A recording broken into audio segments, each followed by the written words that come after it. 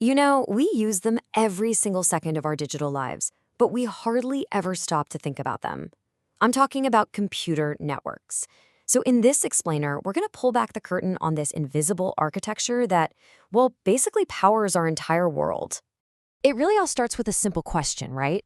You hit play on your phone and bam, instantly, music is in your ears. No wires, no fuss. How does that even happen? Well, that seamless little bit of magic, that's a network in action. It's actually the smallest kind there is, and it's the perfect place to start our journey from what's in your pocket to what's connecting the entire planet. So, what even is a computer network? At its absolute core, it's really simple. It's just a system where you have devices connected to each other. Could be two devices, could be 2 billion. The goal is always the same, to share stuff. That stuff might be information, like a song or a photo, or it could be resources, like a printer, or, the internet connection itself. But why bother connecting everything in the first place? Well, it really just boils down to 4 key things. First, we share resources. Think about a whole office using just one printer. Super efficient. Second, we communicate. Everything from quick emails to those long video calls. Third, we share data, like instantly sending family photos halfway across the world. And finally, especially for bigger organizations, it lets them manage critical information all in one place. It's all about efficiency and, of course, connection. Okay, so every single network, from your headphones all the way up to the global internet, is built from 5 basic pieces. First up, you've got the devices themselves, your phone, your PC, you name it. Now, each one of those needs what's called a network interface card, or a NIC. Think of it like a universal translator that lets the device speak the language of the network. Then the actual connection happens through a transmission medium. That could be a physical cable plugged into the wall, or wireless signals like Wi-Fi floating from the air. You also need networking devices like routers, which act like traffic cops, making sure all the data goes to exactly the right place. And last but not least, you have network software, like your computer's operating system, that manages this entire complicated conversation.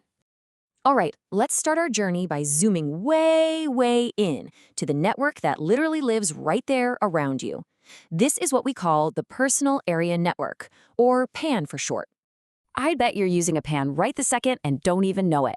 It covers a teeny tiny area, basically the room you're in, and it's designed specifically to connect your personal devices.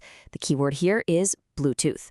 When you connect your phone to your car stereo or your wireless mouse to your laptop, yep, that's a PAN. It's your own little personal tech bubble.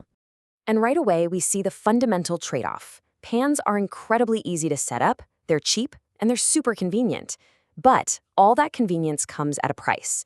The range is really short, and the data speed is pretty low compared to other networks. It's absolutely perfect for personal stuff, but you're not going to be using it for any heavy data lifting. Okay, let's zoom out one step. We're going from your personal bubble to your entire house, or maybe your whole office. Now we're talking about the local area network, or LAN.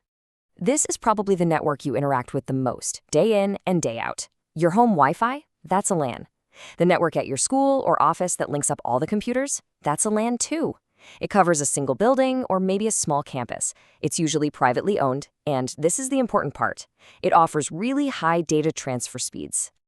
So the main advantage of a LAN is right there in the name: speed. You get a fast, reliable connection that's perfect for sharing huge files or streaming movies. But like we see here, there's always a trade-off. It's stuck in a small area, like your home.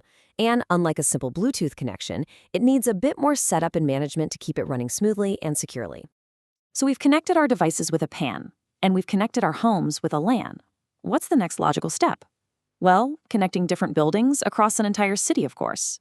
For that, we need something bigger, a Metropolitan Area Network, or MAN. A MAN is pretty much exactly what it sounds like. It's a network for a metropolis. It's bigger than a LAN, but still smaller than the final network type we'll talk about. It's designed to string multiple LANs together across a city. So think about a big university with buildings spread all over campus, or maybe the network your cable company uses to serve a whole town. That's a MAN in action. The huge advantage here is getting high-speed connectivity over a much, much larger area than a LAN could ever cover. But as you can probably imagine, laying all the cable and infrastructure to connect an entire city is incredibly expensive and a whole lot more complex to manage. And this brings us to the biggest question of all. We've gone from you, to your house, to your city. But how in the world do we connect New York to Tokyo or London to Sydney? How do we connect the entire world? The answer is the biggest network of them all, the Wide Area Network, or WAN. This is the one that connects everybody. A WAN spans enormous geographical areas. We're talking countries, continents, or even the entire planet. It's the network that connects all the smaller lands and mans together. And the ultimate example of a WAN? Well, you're using it right now. It's the internet itself. It uses a mind-boggling infrastructure of undersea fiber optic cables, satellites, and phone lines to link us all together. The power of a WAN is just staggering. It's what allows for instant global communication. But this scale comes with some major challenges. The cost to build and maintain this global network is astronomical. Speeds are usually slower than what you get on your local LAN, and as you can imagine, connecting so many systems together creates some pretty significant security risks. So we've journeyed through these 4 layers of networks, from the one in your pocket to the one that spans the globe. But let's bring it all home. Why does any of this technical stuff actually matter? Because pretty much everything we do in modern life is built right on top of it. Seriously, just think about it. Taking an online class, shopping on Amazon, checking your bank balance, sending a quick email, scrolling through social media, hopping on a video call for work, saving your files to the cloud. Not a single one of those things would be possible without this incredible, intricate web of interconnected networks.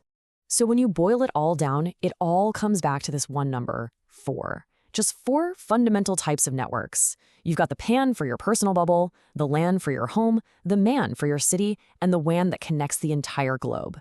These 4 layers work together in harmony to create the connected world we absolutely rely on every single day.